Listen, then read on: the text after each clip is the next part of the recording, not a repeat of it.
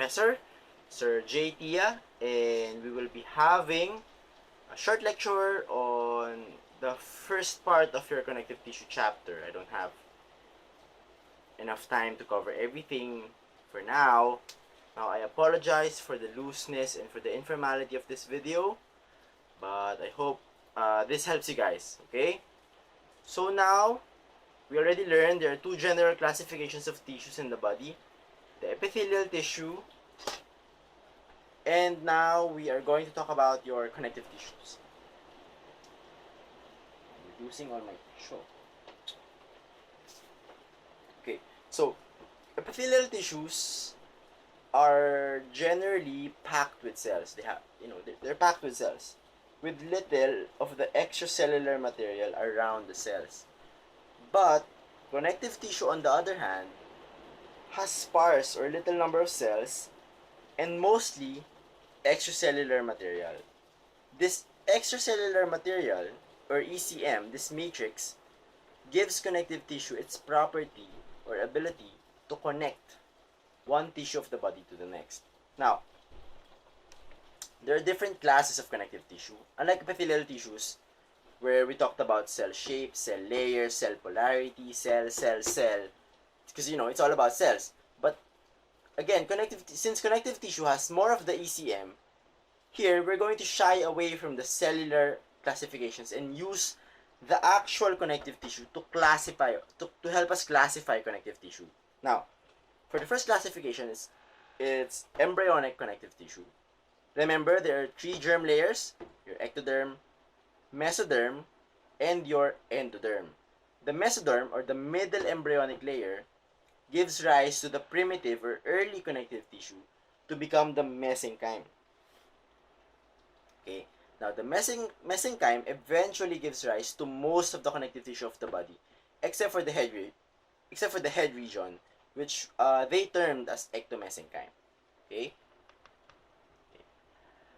Now, the mesenchyme is only found in the growing embryo, which you used to be and which you used to have when you were, it's a bit small, about around the size of a grain of rice. That's pretty small. Now, back then, when you were that small, you're made up of mesenchyme, which had spindle-shaped cells. Spindle-shaped cells. What's a spindle? A spindle is what tailors use to wind up thread. It's a bit round in the middle. It's a bit round in the middle and tapered on the end. So this is where you have your thread. Okay. So anyway, these cells, those spindle-shaped cells, produce the ground substance, or the ECM, which is mostly composed of collagen, reticular fibers, etc. Okay? Now, your mucous connective tissue, on the other hand, is present in the umbilical cord. Now, the umbilical cord is squishy, it's gel-like in consistency, yet very resilient and very sturdy. It's like really old and half-cooked meat. Soft yet difficult. Anyway, the ground substance, or again, the ECM in mucous connective tissue is gelatin-like ECM. That's what we call Wharton's jelly. Okay, Wharton's jelly. Now we're done with the two types of primitive or embryonic connective tissue. Your mesenchyme, found in the embryo, and mucous connective tissue, found in the umbilical cord. Now, moving on, we're going to talk about your connective tissue proper. Okay, this is the connective tissue in you and me, found in people other than embryos. Okay, there is the loose connective tissue. Sometimes we call this areolar connective tissue. And then there's dense connective tissue. Pretty basic and easy words. Loose, then there's dense. Okay.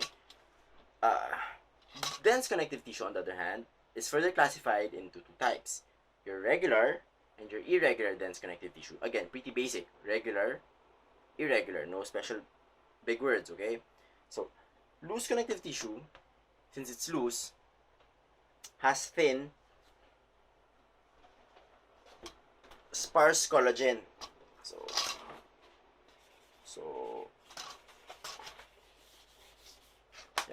thin collagen fibers, and then more of the ground substance. Okay, we're going to talk about what collagen or what ground substance is a bit later on. Now, to help explain, think of your mogu mogu. Okay, that parang gulaman drink. Okay, so uh, the ground substance is like the liquid part of mogu mogu, and then the collagen part is the solid part, the gelatin. Now, since the ground substance is watery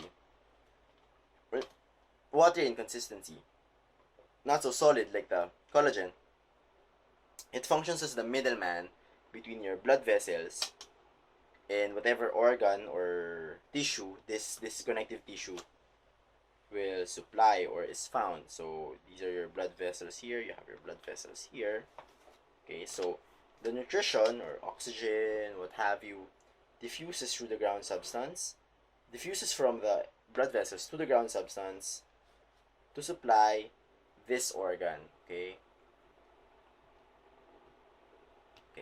Now, also loose connective tissue, because it's mostly it's that next lining after epithelial tissue.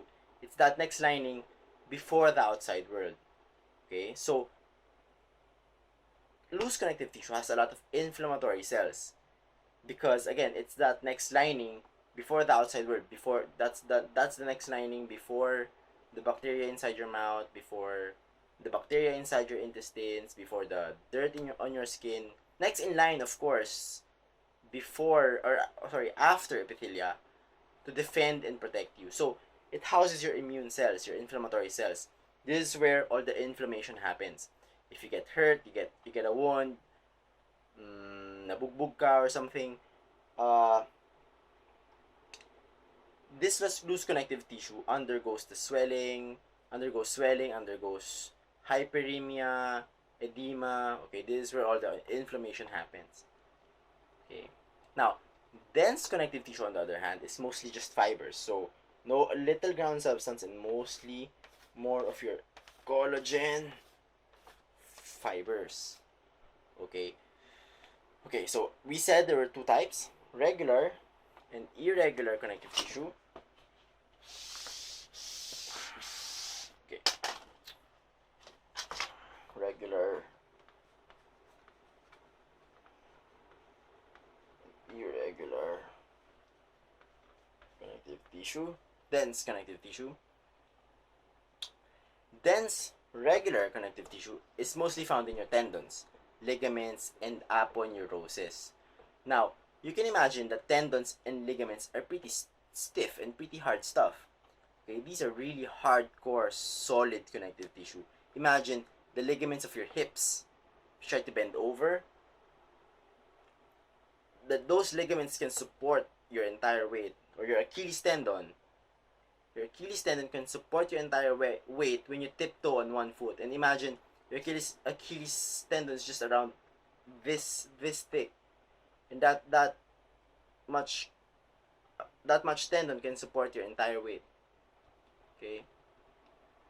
Now we know that tendons connect muscle to bone. So tendons, dense regular tendons, connect muscle to bone. So they're made up of parallel bundles, well-arranged collagen fibers. So one well-arranged collagen fiber, another one collagen fiber, parallel and well-organized, regularly arranged. Okay. Now, in between these rows of collagen fibers, you have your tendinocytes. Okay, those are cells. Those are the cells that produce the collagen. Okay. Now, tendons when you look at them under powerful microscopes, aren't just made up of a big bundle. Okay, it's not just one big bundle like that. It has also smaller subunit of bundles. Okay. This then makes up your epitendinium. Your epitendinium is the outer capsule of your tendon. And then you have your endotendinium, endotendinium, which surrounds individual fascicles. So the epitendinium sort of goes inside to surround your individual bundles. Okay, so your epitendinium, your endotendinium. Okay. So, okay, now moving on, ligaments, like tendons, have a lot of fiber because, again, they're densely packed. And since we're under regular, guess what? They're also regularly arranged. Although they say the fibers in the ligaments are less regularly arranged than your tendon. Now, it makes sense because if you go back to anaphysio, your muscle cells or the entire big muscle is actually made up of parallel cells. These are long strands of cells. So it makes sense that the tendon that connects the muscle to bone also has regularly arranged cells, or more regularly arranged cells. Now, on the other hand, your bones, they don't really have a specific structure. If you look at bones under the microscope, they're not that well arranged. So it makes sense that this is a hip, this is your femur, this is the pelvis, this is the pelvis. So there are lots of ligaments here. There's a ligament here, there's a ligament here. Okay, they're not as well arranged as your tendons. Okay, and they're not as well arranged or regularly arranged as your tendon, but they're still under regular connective tissue. Now, of special mention are the ligaments of your spinal column. Because your spinal column, because you need your spinal column to be able to, bend sideways, bend down, bend forward. The spinal column requires a lot of elasticity. So the ligaments in your spinal column are actually called elastic ligaments because they have a lot of elastic fibers, and they are called also, these elastic fibers are called ligament flava. Okay, and then these ligaments are called elastic ligaments. Okay, now aponeurosis, on the other hand, are much like tendons, but they're broad and flat. Okay, aponeurosis, space,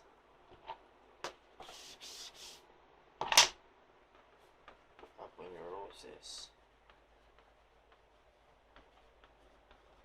They're tendons, again, connecting muscle and bone, but the difference is they're flat. Okay, so you'll find it with flat muscles such as your frontal muscle here. Okay, so under this scalp is actually a big broad aponeurosis. Okay, they say that the fibers of aponeurosis are arranged in parallel arrays, yet at 90-degree angles against each other. It's called your orthogonal array of fibers. Okay, it's the same arrangement of fibers in the cornea of your eye, giving it its transparency. Okay.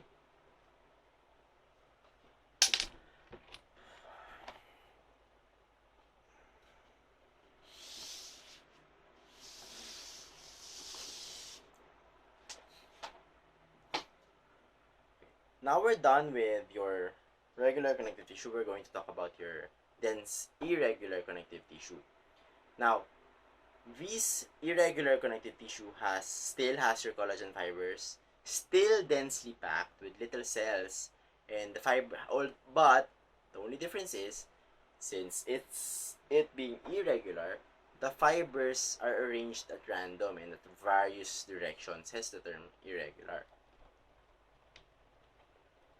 Now, we've mentioned collagen a lot. Okay? Well, that's because collagen makes up most of your connective tissue, or, well, your entire body for that matter. Collagen is a protein. Okay? And like a protein, it's made up of amino acids. Okay?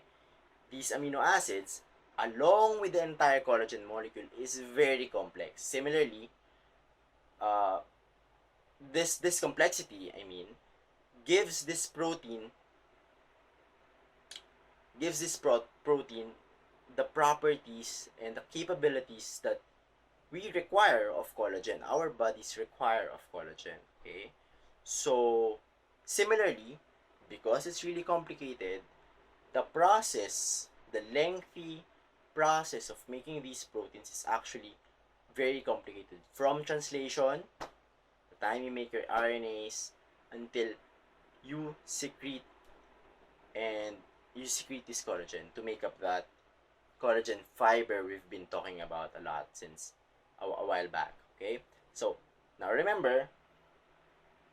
Okay, so now we're going to talk about collagen. Okay, to help us study collagen, we are going to distinguish the terminologies from each other. Okay, so now for the sake of discussion, we are going to use terms.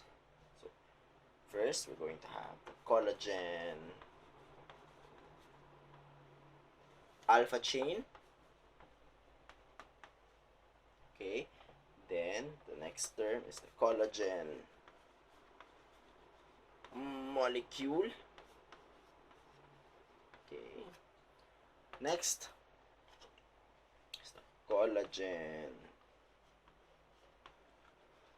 fibril. Lastly is the collagen fiber. Okay, so because the book didn't really try to separate and distinguish one from the other, it would be a bit confusing if you just go to the book. Okay, so I'm going to distinguish them one from the other to help us discuss and study collagen. Okay, to understand this, these concepts, say we're gonna go back to the tendon. Okay, the tendon with its epitendinium. We discussed the endotendinium and your tendinocytes. Okay, so if you look at it under a powerful microscope, the tendinocytes, which produce collagen, so these are tendinocytes. Okay, they produce your collagen, and this collagen, in fact, is actually your collagen fiber. Okay, these are collagen fibers around your tendinocytes. These are big bundles. Okay, this is the sort of the bigger. This is the bigger collagen fiber. The bigger collagen, the big collagen. Okay, when you magnify this fiber, okay, to more power, when you use more powerful microscopes, you eventually find that these collagen fibers are still individually has smaller subunits, they have smaller subunits for your collagen fibril. Okay, now you'll find better images and illustrations in your book, so I advise while you're looking at this video, try to go back to your book. Okay, so now we're done with the fiber and fibril. Okay, before we discuss the two, let's put these two collagens aside. Okay, now collagen, of course, first begins as an mRNA from the nucleus. Then it travels to where all proteins are synthesized, your ribosomes, found on your rough endoplasmic reticulum. Then these mRNAs eventually become these mRNAs are eventually translated to become your collagen alpha chains. Okay. Now these chains isn't really exactly the collagen yet. Okay. These alpha chains, being because it's protein, is made up of amino acids. Okay. Now what's special about the arrangement of amino acids is, okay, this is the collagen alpha chain. Okay. It's like this. It has a helical structure. Okay. What's special about the collagen alpha chains is every third amino acid is glycine. Okay, so you have an amino acid here. You have an amino acid 1, 2, 3, and then glycine. Okay, 1, 2, 3. After you make another one round, you have another glycine. 1, 2, 1, 2. Made another round, and then it's glycine. Okay, so every third amino acid is glycine. The next one after glycine is usually proline, and the next one being either a hydroxyproline or a hydroxylysine. Okay, the amino acids. This is the alpha chain. This is your collagen alpha chain. Okay. Before you make your hydroxyproline and hydroxylysine, the amino acids first undergo hydroxylation. Okay. The hydroxylation, you put hydroxyl groups in the proline amino acid and the lysine amino acid to give your hydroxyproline or to make your hydroxylysine, is aided by your vitamin C. This is done with the help of your vitamin C.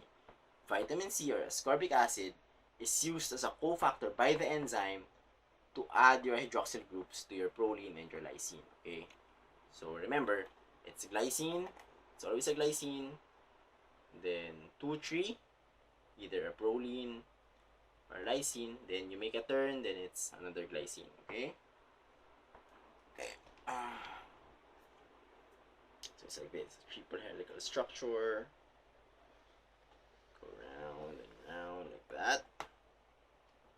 And then there's a glycine here. Another, it's either proline, lysine, then another glycine.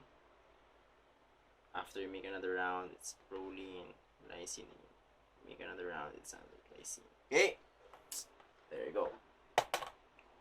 So now you have a single collagen alpha chain. Okay, after you synthesize the collagen alpha chains, they are arranged into a triple 3 helical molecule. So you have one of this, you have another one of this, you have one of this. Okay, then you have another one just beside it, and then you have another one. Okay, so sort of beside and on top of each other. Okay, so siksikan sila dyan. Okay, siksikan sila dyan. May isa na namang, mayroon pang isang collagen alpha chain na nakapalibot dito around that, and then you have another collagen alpha chain. Okay, and once you have that triple helical molecule, that doesn't stop that doesn't stop there. The triple helical molecule has covalent disulfide bonds between each other in hydrogen bonding inter and intra chain, meaning this one chain has hydrogen bonding or hydrogen interactions between each other. The amino acids in this one chain has hydrogen bonding with each other, and then it also has hydrogen bonding along with the next chain beside it. Okay, remember there are 3 chains, 3 alpha chains to make up what we have now, your collagen molecule. Now, any combination, the different combinations of these 3 collagen alpha chains make up the many types of collagen in your body, the many types of your collagen molecule. Okay, So 3 alpha chains. There are many types of alpha chains. You can have any 3 combinations of these types of these alpha chains to yield the different types of your collagen molecule. That is the collagen molecule we're going to mention when we say type 1, type 2, type 3, type 4, type 5, and so on and so forth. Types of collagen, okay? We're talking about the collagen molecule, not the alpha chains. Okay, now, this pro-collagen molecule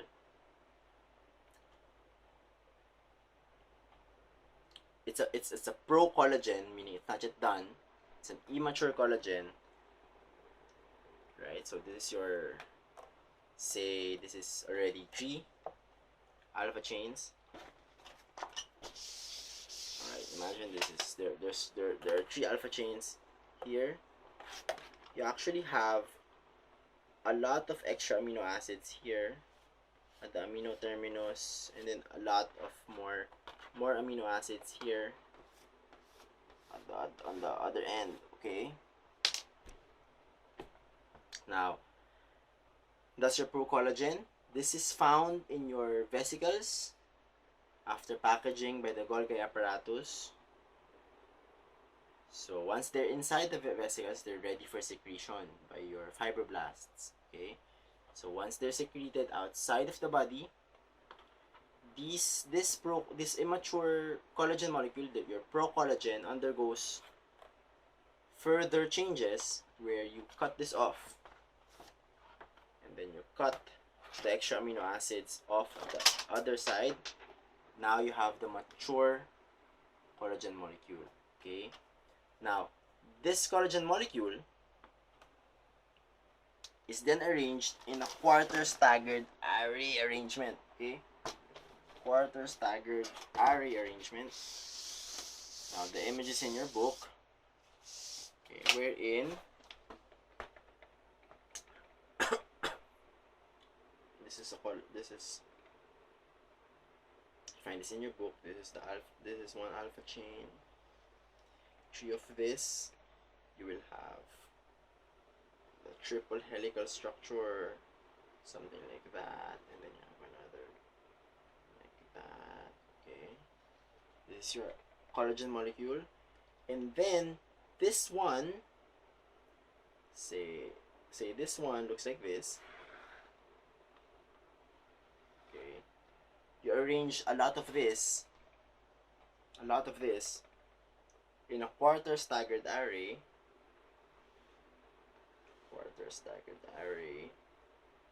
You have another one here, one here, one here. Now you have your, this is lengthy, you know, this goes on and on. Now you have your collagen fibril. That's your collagen fibril. Okay.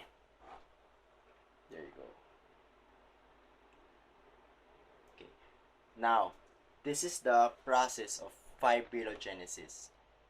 Okay, this already happens outside your cells, because we said that pro-collagen molecules are found in the cells and then they are secreted. Once they are secreted, these pro-collagen molecules, still with the amino site, extra amino acids here, extra amino acids here. Once they're cleaved off, you arrive at your mature collagen molecule. Then this is then arranged outside a cell in what we call coves. This is where fibrillogenesis happens to eventually make up your collagen fibril. And then a lot of these collagen fibrils, you pack more of this together, you will end up having your collagen fiber.